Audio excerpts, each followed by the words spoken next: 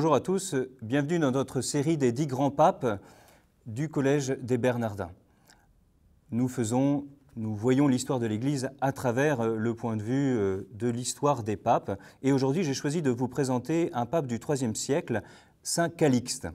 À cette époque, l'Empire romain est éprouvé par des dissensions externes, notamment des pressions au niveau germanique. Et alors, la dynastie des Sévères, la dynastie sévérienne, la dynastie impériale, choisit de réagir notamment en renforçant le culte de l'empereur.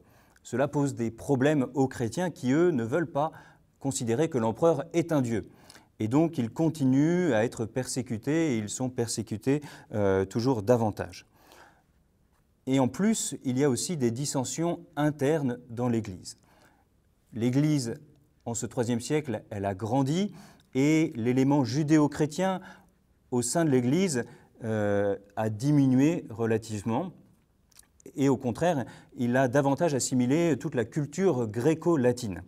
Et cela pose des grosses questions au niveau de la rencontre avec la philosophie et donc des concepts très forts qui ne sont pas exactement de même nature que l'Évangile, que la parole de Dieu. Il faut intégrer tout ça et commencer à parler de la parole de Dieu finalement, à pouvoir en rendre compte aussi de manière conceptuelle avec les éléments que donne la philosophie. Et cela va créer des dissensions parce que les gens ne vont pas être du même avis pour cela. Et c'est là qu'on va commencer à voir apparaître notamment ce qu'on appelle la gnose, cette idée que c'est une connaissance particulière qui permet, une connaissance de Dieu, une initiation qui permet finalement d'être vraiment en communion avec Dieu. Et puis il va y avoir donc des conceptions de Dieu, on va essayer de comprendre le mystère divin avec les concepts de la philosophie. Et cela va notamment toucher la question souvent de la Trinité, comment Dieu peut être un en trois personnes. Alors, bien pour certains, il y a une sorte de hiérarchie divine de plusieurs dieux, avec des dieux qui sont de moins en moins dieux, Dieu étant le Père, le Père étant le Dieu par excellence, et puis ensuite les autres venant de moins en moins dieux. Chez Marcion aussi, nous avons deux dieux, un dieu de l'Ancien Testament, pas très gentil, et puis un Dieu du Nouveau Testament, bon et miséricordieux. D'autres, au contraire, vont renforcer le monothéisme strict en disant finalement que le Père, le Fils et le Saint-Esprit ne sont que l'expression, l'apparence pour un seul vrai Dieu. Et donc que les autres ne sont pas, que le Père et le Fils ne sont que des apparences donc d'un seul et vrai Dieu. Différentes tendances pour essayer de comprendre le mystère, de percer le mystère, on pourrait dire, qui vont diviser aussi les chrétiens entre eux. Un grand docteur comme saint Irénée, par exemple, va répondre justement aux gnostiques et va maintenir, défendre l'unité de l'Ancien et du Nouveau Testament.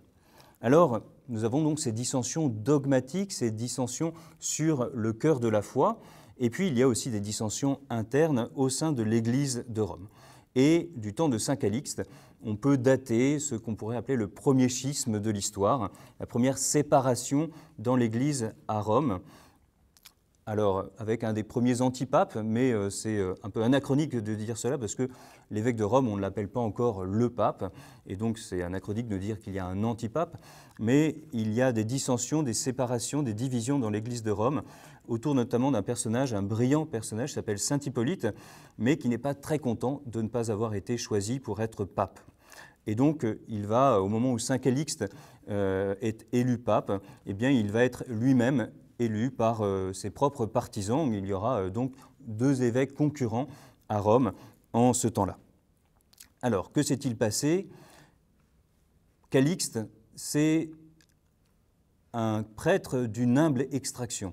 C'est un esclave qui est né donc vers 155, devenu chrétien à l'âge adulte et qui appartenait lui-même à un maître chrétien. Ce maître lui avait donné la gestion de tous ses biens et Calixte a fait banqueroute quand il était esclave de cet homme-là.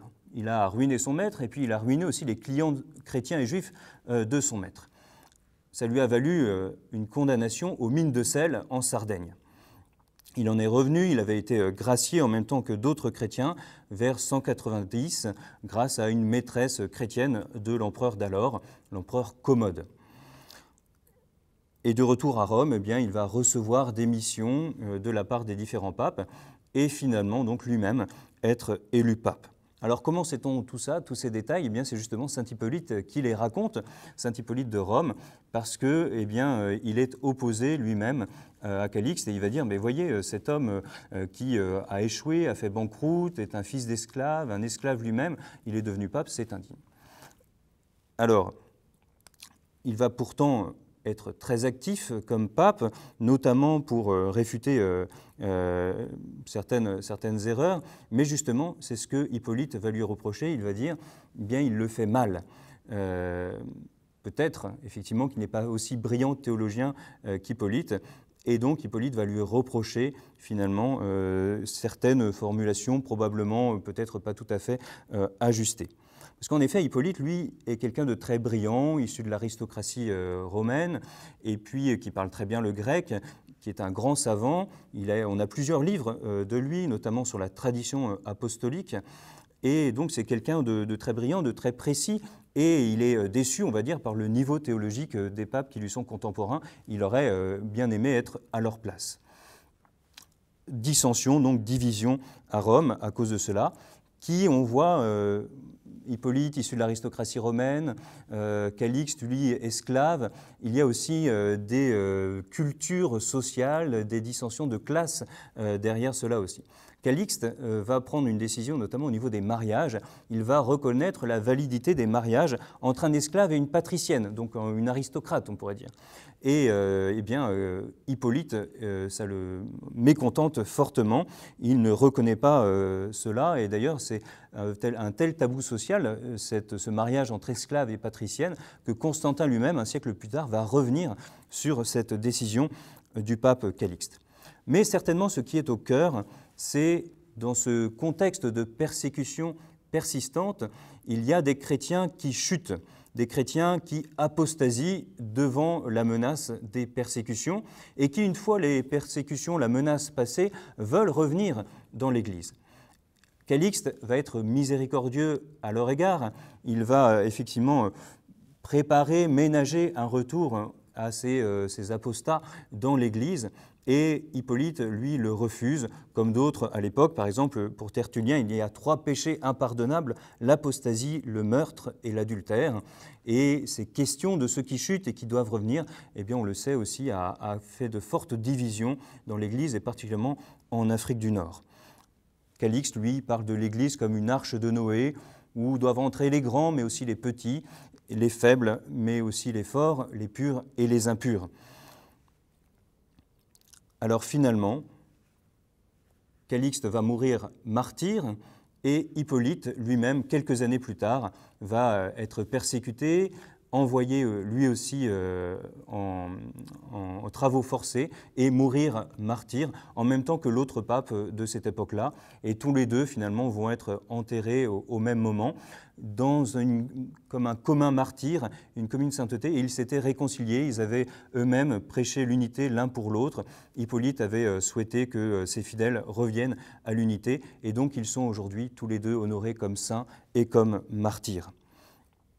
Nous avons là finalement encore une œuvre d'unité du pape Calixte et même de celui qui lui était son adversaire de son temps, qui ont souhaité tous les deux maintenir cette unité malgré les difficultés et les persécutions de l'histoire.